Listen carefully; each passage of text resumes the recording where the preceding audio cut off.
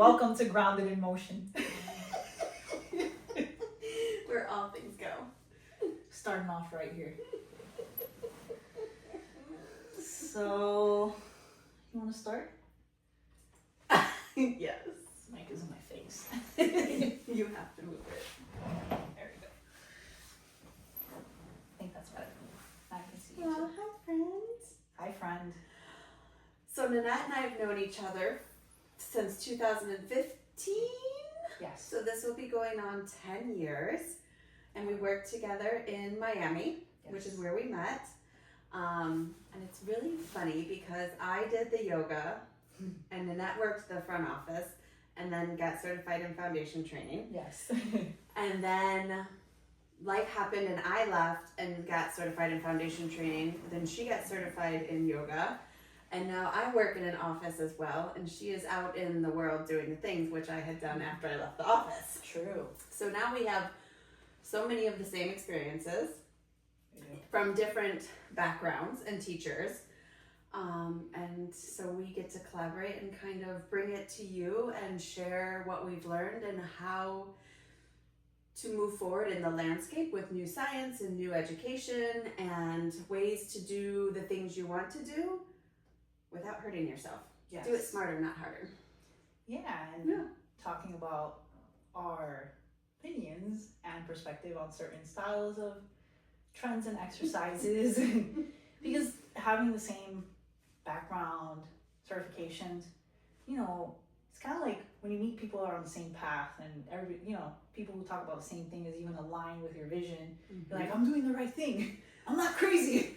I'm not the only one. So, it's like, consciousness kind of, you're like, oh, it's an important idea. It's the right path and movement. We've given ourselves, I think, which is the right education. Absolutely. Learn the right things to be able to teach and help people. Help them beyond just movement, Absolutely. Reclaiming their life. Their livelihood. Yes. What they love to do. Yes. Which so many, being in the PT world and the chiropractic world, so many people have just stopped doing what they love to do, or they've been given ho-hum protocols that are band-aids that are not moving them progressively forward to be able to go back to the things they love.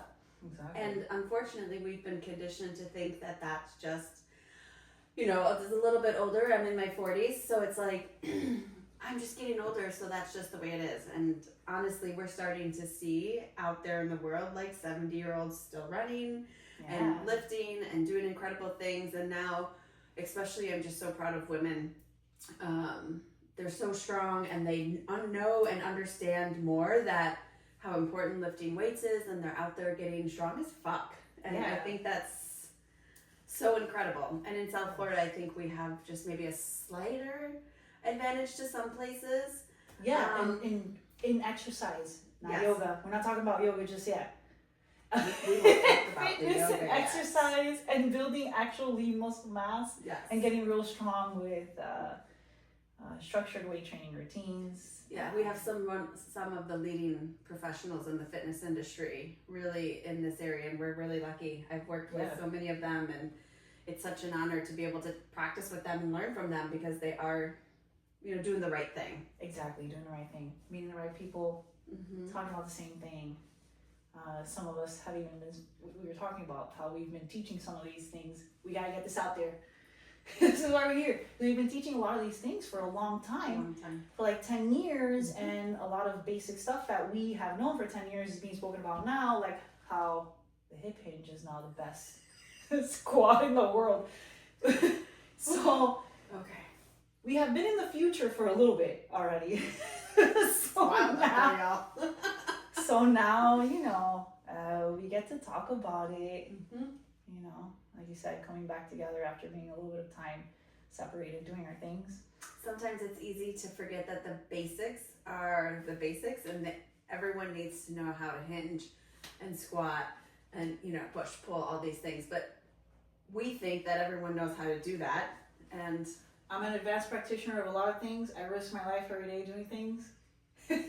I risk my life doing advanced yoga poses. Why? I don't know. But to be able to do these things, I am a master of the basics.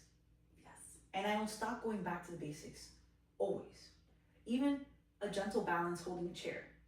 People think it's for an 85-year-old, but to me, it benefits me. Even at an advanced level, so the basics. 100%. I think that's one of the biggest misconceptions in the fitness world. It's bad. Even in the fitness world, not just the yoga world. I offer people a block and they want to punch me. I'm like, I use a block. Blocks are your I friends. use chairs. And one of the things we'll talk about is proportions, especially as it relates to yoga. That will be an important conversation. It was more complicated. Wow, yoga. But we always want to work all the big fun and next big things, but we forget that the basics are how we get there. And when you slack off on the basics and that maintenance, yes, you're at a higher risk for injury. Look, you think of the basics like the literal tune-ups that you have to do for your car, the oil change, the general tune-up, the alignment, the tire rotation. And people don't think alignment really matters. I see a lot of posts about like your posture doesn't matter, and does the alignment matter? What matters? We'll get into that. It's your body in space. It's how you're holding your body in space when it comes to alignment. Yeah.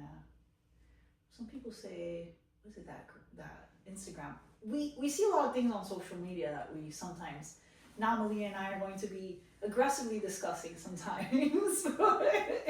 Kindly aggressively speaking. But like this active mobility stuff of that girl that I sent you doing a crazy squat that can probably hurt your knees. So be careful if you see people doing things on social media.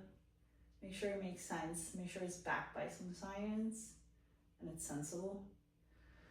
So, but yeah, this is why we're here to talk about this stuff in general. People have a lot of questions about what is the right exercise? What should I do? What shouldn't I do? I teach in group classes. You teach in group classes still? Right now I only have one public class. I'm teaching a couple more group classes. And I think what people appreciate the most in the group classes actually take the time to fix them.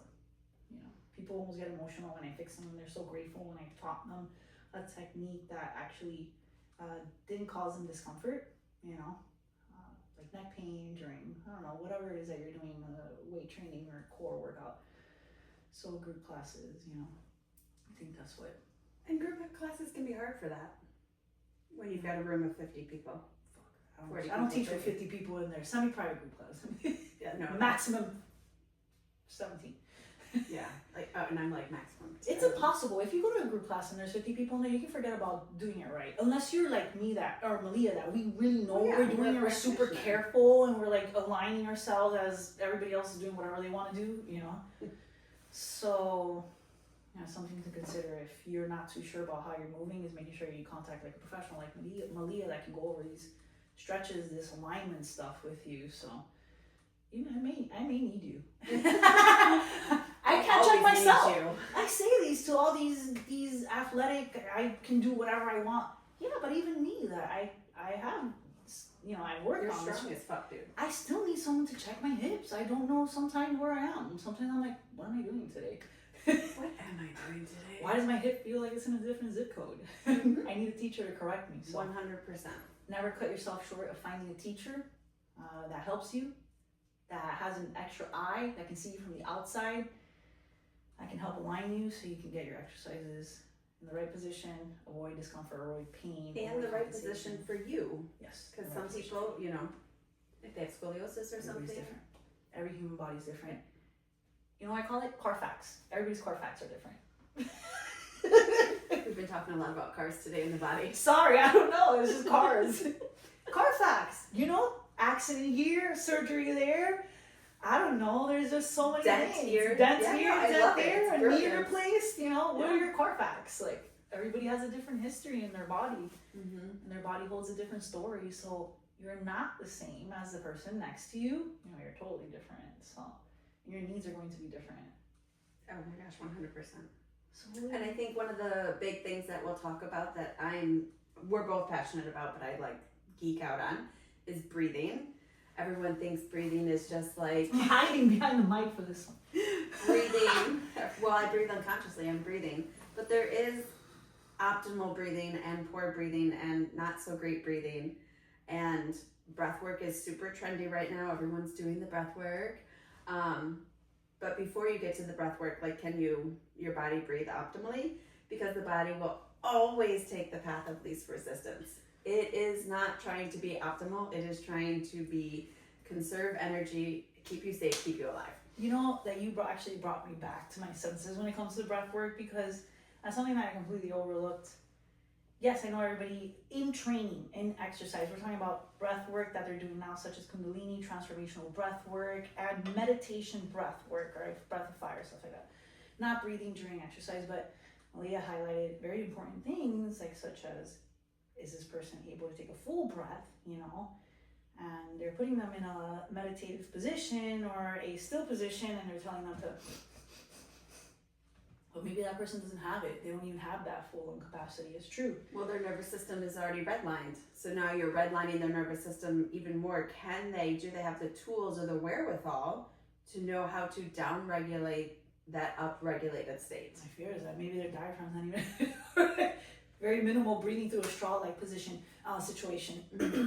So yeah, this is something where we're talking about the breath work, because I've done transformational breath work, but I am an instructor. I do practice my own personal breathing exercises. I'm aware of it, but yeah, it's good for me, but it may not be for the next person, and that's even in a meditation situation where you're just laying down doing nothing. You may not have that. That's what I'm talking about, the emotional stuff. So I haven't even gone into that yet. So we're still at the physical body. Can you breathe? Does your diaphragm expand? Is your rib cage compressed? Are you breathing through your neck? Are you breathing through your belly? Like, what are you doing? You know?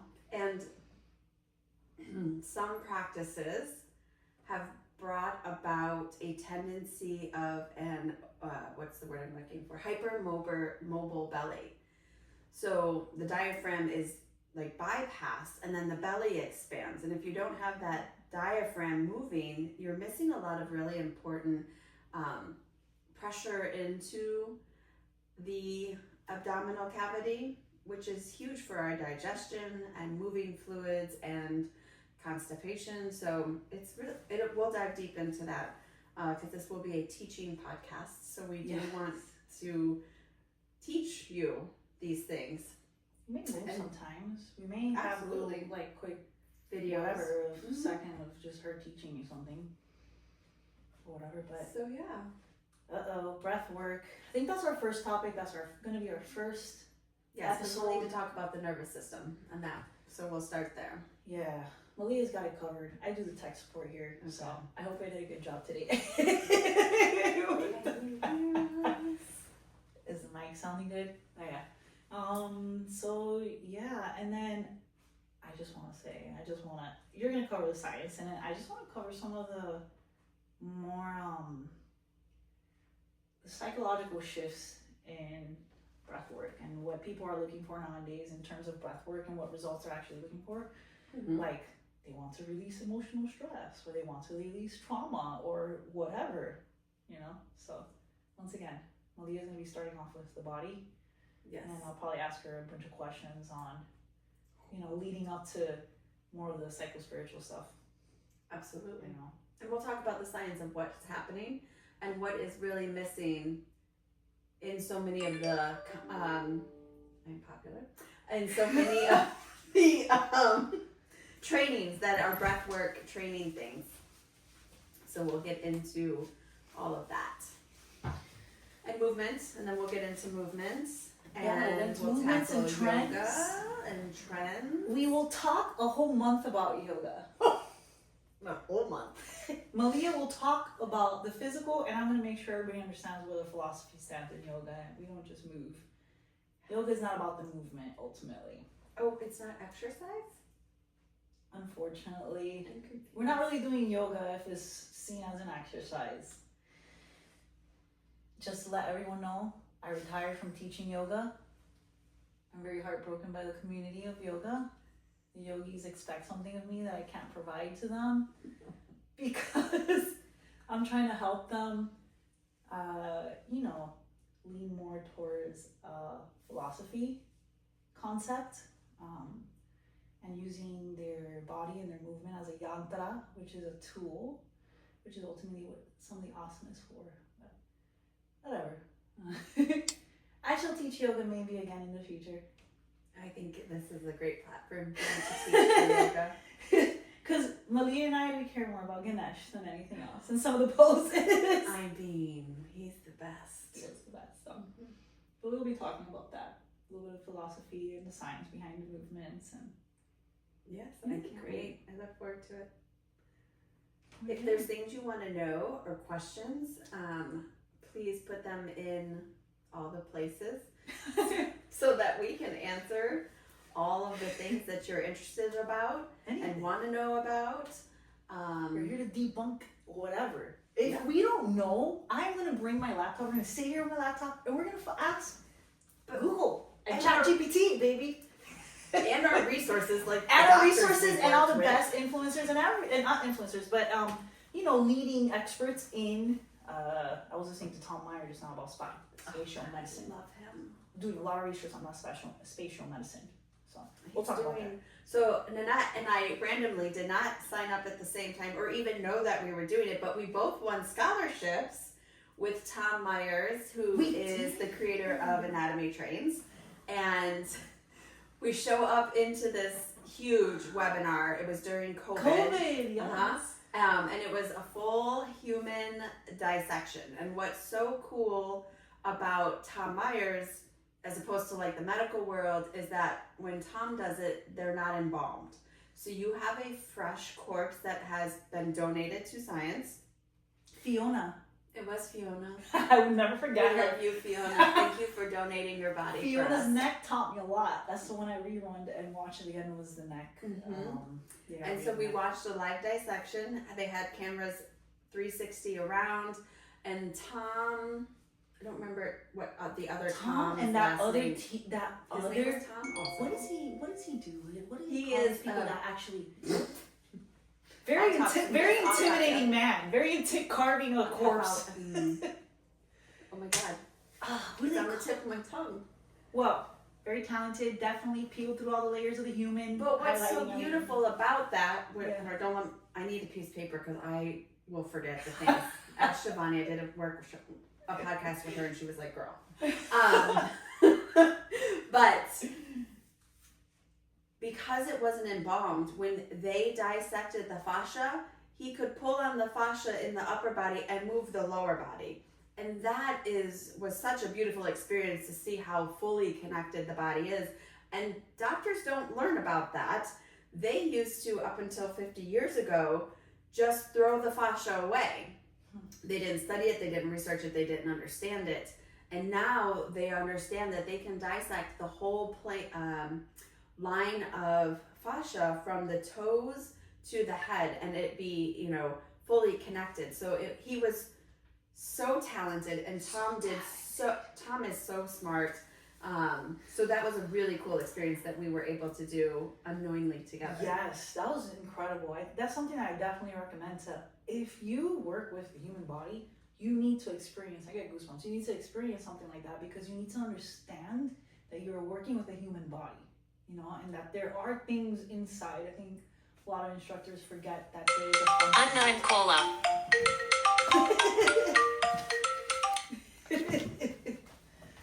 So I think that's a really good, it's Anatomy Trains a live dissection. I think they do it live now, and they have pre-recorded versions. Oh, I'm sure they are back to doing it live in Colorado. It's definitely still on my, so good. Something I want to do live. And we'll go over that together. We'll study a little bit of the spatial medicine that Tom Myers is not talking about a lot, because they're talking about kinesthetic intelligence, and that is just like emotional intelligence. Brilliant. And IQ intelligence. So ideally, something that's really important to look at in the future is making sure that our children get that kinesthetic intelligence. A lot of the parents are sitting now, but the kids in the car seat. The kids are not like moving with the parents like they were back way, when they were gardening, the children were on the parents and they were getting this movement awareness. the importance of moving and how it builds like a map in your brain, that helps you really change the way that you move, your awareness of movement, and yeah, it's a form of intelligence. You know, you can just see that in some people too, that they don't move, they're very stagnant, they're very blue. We were originally designed and meant to be moving all day. We don't do that much anymore. That's why we lose that intelligence. That's why children. Well, it's so interesting. I've been sitting at a desk 2.5 days a week, which I've never done in my entire life. I ran restaurants for 22 years and then got into movement, so I've never sat. And just 2 weeks in of 2.5 days at the desk, I can totally feel it in my body. Like I can feel it's crazy bananas. Yeah. And so I really am beginning to understand what people are experiencing when they're there for 8 hours a day, 5 to 6 days, hours, 8 hours, 10 hours, 12 hours a day. Like, wow. You're literally muting your movement intelligence. So then you get up from that and you're like, fuck do I do? How the hell do I walk out of here? Well, and your fascia has 6 to 10 times more sensory nerves than the actual muscles. So oftentimes it's the fascia, which is why dry needling is so good for recovery, because you're getting into that fascia and you're loosening it up, which could also take into foam rolling and self-massage. While you may not be getting rid of knots and adhesions, you're bringing hydration, you're bringing movement, you're bringing fresh blood flow. Also, you're accessing the parasympathetic nervous system. So that's why rolling, it can be really beneficial. Yeah, to get that feedback. And while it may not last forever, if you roll and then do some work while you have the ability to access that movement, that's where you can make lasting changes in your fascia. Elasticity in the body. So we have a lot to talk about. Yeah. Grounded in motion. That's the name of the podcast. Oh my God, it's so brilliant. It is beautiful. It's true. Grounded in motion. We move, we learn about ourselves, build that awareness and proprioception, ingrain that in our system, in our body. It's a wellness. It starts there, Stagnation. You gotta move that stagnation. And we need to be grounded to... We gotta be humble about movement. Manipulate. Well, I was thinking that we need to be grounded as we move through the world. Yeah. Our nervous systems need to be grounded, and when we have proper alignment and we have proper breathing and proper alignment, movement, breathing, we are more grounded. We are more anchored. Because if you're compressed and your nerves are compressed, you might think it's like a trickling of sensation and information, but what actually, if you have compressed nerves, the information is like whitewater rapids. It's like coming in so fast and so hard, so your body is in a state of sympathetic overdrive.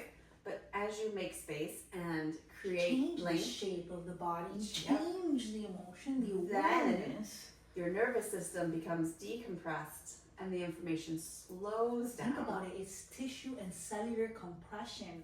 Everything is like, so you really have to open and, like Maleah mentioned, realign and release all of that. It's the only way. That's why movement is medicine. And that's why they're talking about that kinesthetic intelligence, because you can take as many transformational breathwork classes, but if you're in that compressed, stuck state where the cells are all stuck, you're not releasing and creating all of that, all goes together. Mind, body, breath, all needs to come. The emotions will come out as the body is releasing and unraveling itself from years of compression. Because even if someone has emotional stress, it's going to reflect into their body, into their tissues and their muscles. And we will talk about that, definitely, because that is an experience that I'm moving through. And it's been so fascinating for how long, even though I consciously knew it, like I knew that concept, even though I had it, I was like, I'm going to biohack my way around this. And my body was like, no, you're not. You're not going to do that. And just so like, here we are. not doing that. It's true. Moving through. And that's what they talk about when you hear like you have to move through it. You can work your way around, but the body is so much more intelligent than you, myself. I mean, the body is effing brilliant. Yes. Um, You have the driver and you have the car. You are the driver of this car. Today is car day. Make sure the driver is driving the car correctly. There are a lot of rough. I was just like going through when I worked with Alexandria Crow. She had a car metaphor, and then when I was with my breath physio doing his training, he also used a car as a metaphor. So it's really quite brilliant. I don't know why I haven't jumped on that bandwagon yet. Because you know what? One screw is loose and then it trickles into some other stuff and the alignment is wrong and you're driving the car the wrong way the whole time and the tires are wearing it's a show. But if the driver is not... But you know how many people become used to driving things like that? It's the same in the body. We become used to that. Yeah, but this is why this podcast also is going to exist, because people want to you want to educate yourself and have the knowledge of movement, because education and knowledge is what's going to help you make the right decisions. If you don't know what's going on and you don't know if what you're doing is incorrect and it's causing you problems, then how are you ever going to fix it? So you have to actually, I think knowledge is important. I think it helps people move forward. It helps them understand what it is that they're doing, and kind of clocks in. Once it programs in here, the driver's like, sure, we will take this car for a ride. Yes, let's go for it. That's what I do. Yes. Yeah, this is what I do. I use my car sometimes as a race car, but I need pit stops. I got in trouble at school the other day. For driving. Oh. Poor thing. She was like... If you're not from Miami, we're from Miami, and driving is very crazy here. Next level. It is an experience of its own. And it's a near life experience every time. And we have Zeus. Should we let Zeus in to intro him? I think we should. We don't have a camera in the way. Nothing's in the way. When we get this, I'm going to introduce Zeus because he's going to be part of the show sometimes. Come here, buddy. Look at this lovely boy. Oh. No dog here. Well, this is Zeus. Boy. I get the pleasure to be with Zeus here as we record this podcast. Can you bring him in sometimes? Okay. It was great. This is our first little intro clip, something of what our idea is, where our vision is for this podcast. So yeah, I think that's great. I think it's perfect introduction. Let's go. Bringing the laptop, bringing the research, bringing the nerdy conversations on, probably doing some movement every once in a while because we're going to have a demo, debunking, drop questions. Well, especially if we're going to do a whole podcast on proportions, we need to be able to show people. Exactly. Yeah. Maleah is teaching me. I'm not doing it. Please. I'm not teaching you. We have such beautiful complementing understanding of the world, the body. I'm telling you, I'm looking for my trainer. Why do you live Maleah, so far? are you free? What's your availability like? I do have some open availability on Fridays. There we go. No. Question is answered. All right. We'll see you. Right, Zeus? Give me a paw. That's right. This is a good boy. Hey, yo. This is a good boy. We're out. Well, see you. Bye.